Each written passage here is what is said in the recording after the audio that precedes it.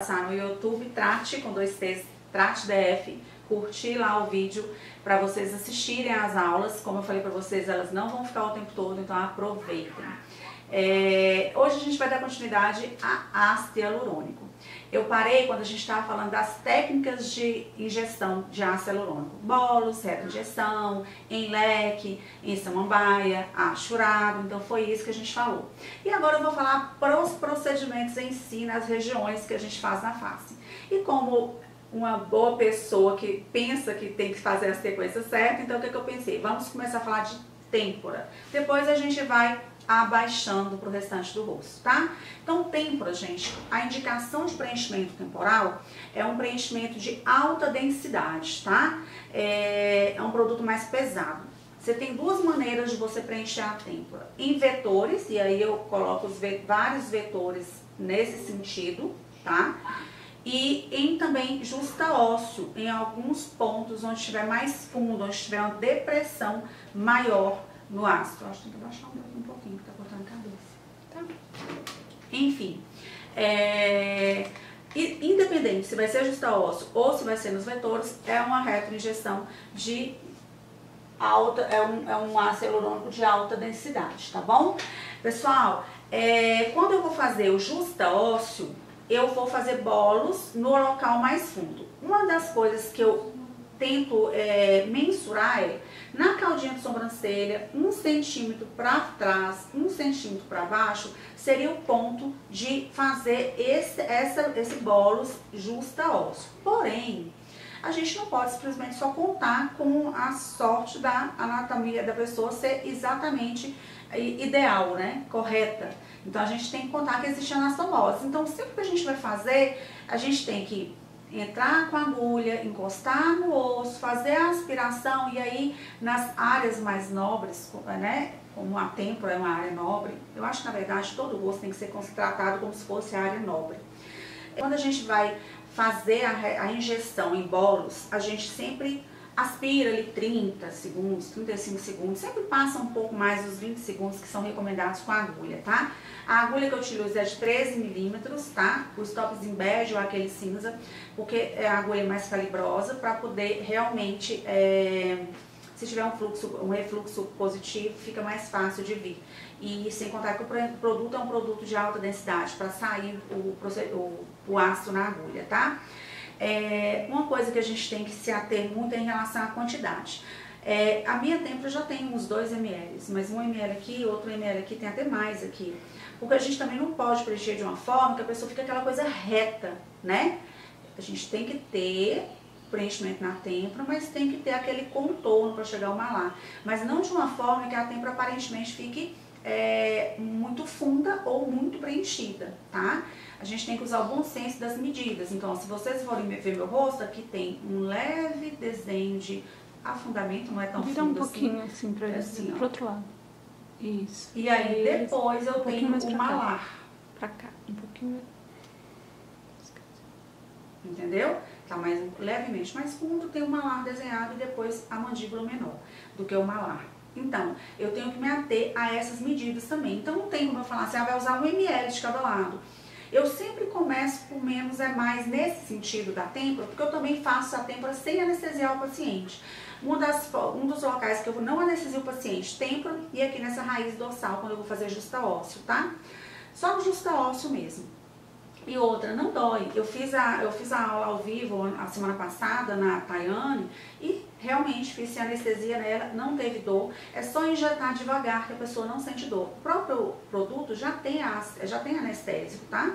Então assim, injetem devagar. Se a pessoa sentir dor, é um sinal de que você está dentro de um vaso. Então sim, é a hora da gente tirar daquela região e colocar em outra região para a gente estar preenchendo. Então por isso que eu anestesio eu não anestesio nessa região, porque já me dá a garantia que se eu estiver dentro de algum vaso, o paciente vai reclamar ali de dor. E a dor é realmente grande, tá? Porque quando eu estiver injetando dentro de um vaso, a dor é grande. Não é uma coisa assim, insuportável. Não, não é. Então ela vai reclamar com você. Claro, tem pacientes que têm um limiar menor ou maior e a gente tem que levar isso em consideração. Então, por exemplo, eu começo com 0,2, 0,3 ml em cada bolo, entendeu?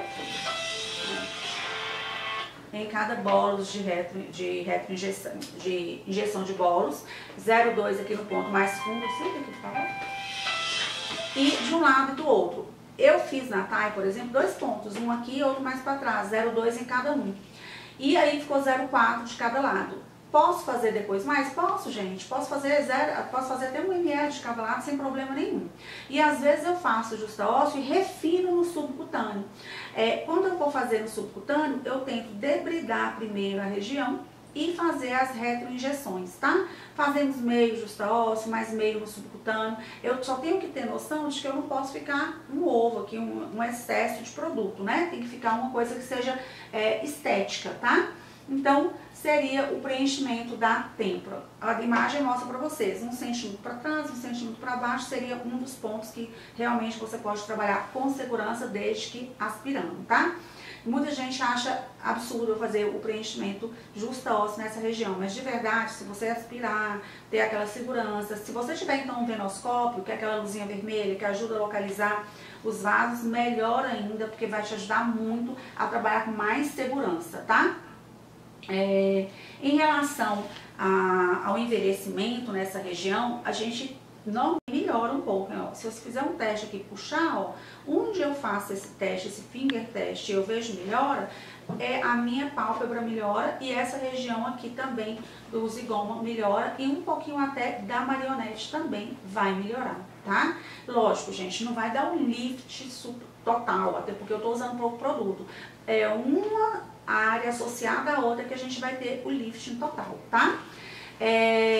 Também posso fazer retroinjeções aí no subcutâneo. Então, essa paciente aí, ó, que tá no vídeo, vocês vão ver que eu debridei e fiz as retroinjeções. E depois, como é um produto de alta densidade, eu tenho que depois massagear muito para poder esse ácido hialurônico acomodar.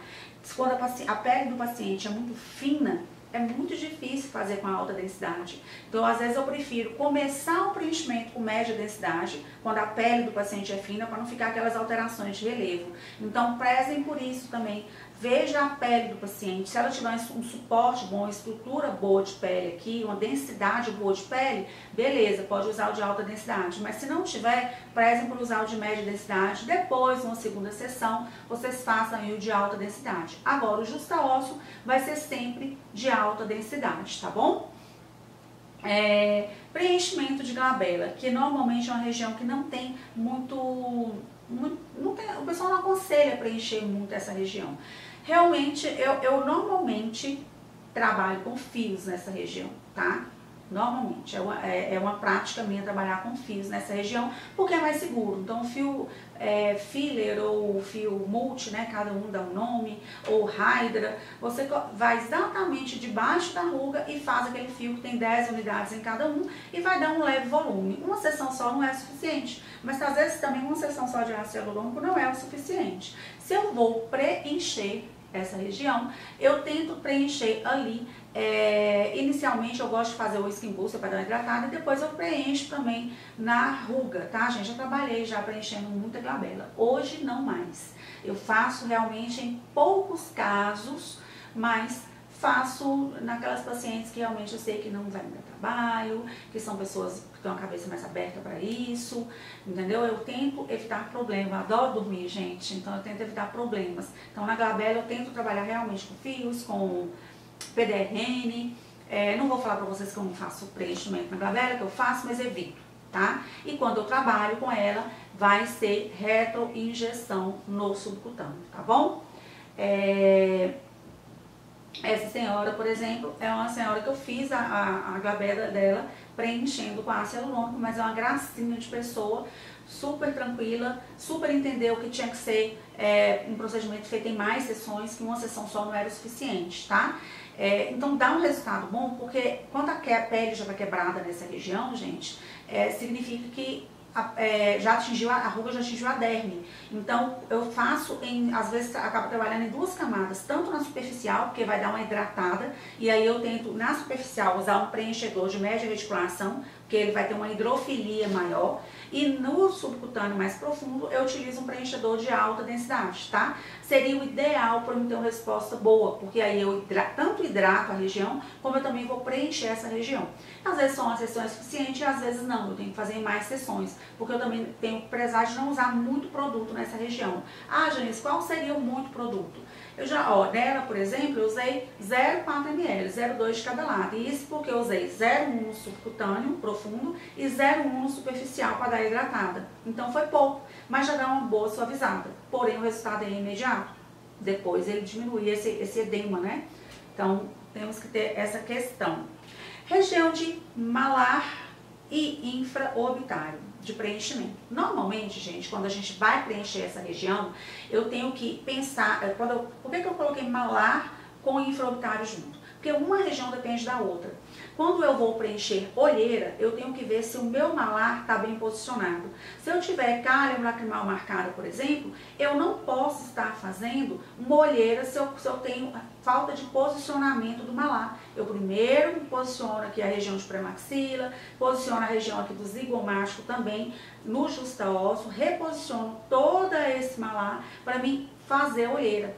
Porque se eu faço só olheira sem reposicionar meu malar, eu não vou ter uma boa resposta. A possibilidade de migrar o produto é muito grande, porque ele acaba vindo para baixo. Então, primeiro eu reposiciono o malar, depois eu faço minha olheira. Uma coisa depende da outra, tá? E normalmente no reposicionamento, eu trabalho justa-ósseo. Posso até fazer no subcutâneo, mas aí vai ser para a causa de refinar ali aquele procedimento, tá bom?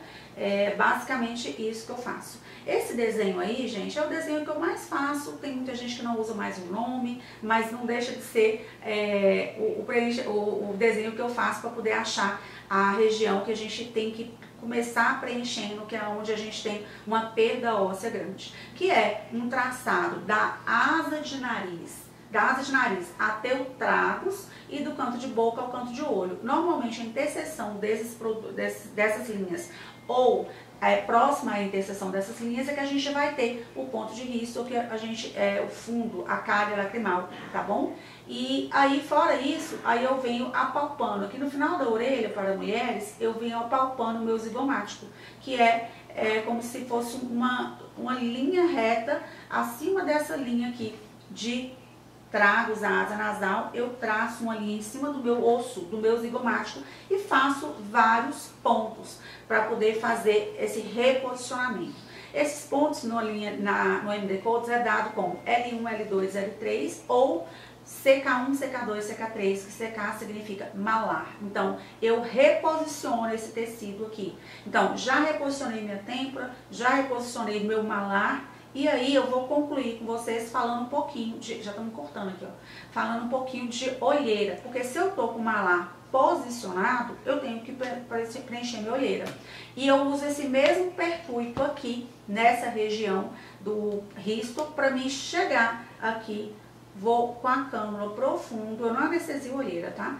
Vou com a cânula profundo, encosto na base óssea da minha olheira, e aí eu deposito 0,1 ml, volto, tiro a cânula quase toda, venho aqui, coloco aqui também, eu vou colocando 0,1 ml em vários pontos, inclusive aqui no cantinho, que é uma região que vai tendo muito afundamento com o envelhecimento, tá? Então eu consigo reposicionar e deixar harmônica a minha olheira, sempre trabalhando com um produto mais profundo possível, de preferência justa-ósseo, se não for justa-ósseo, subcutâneo.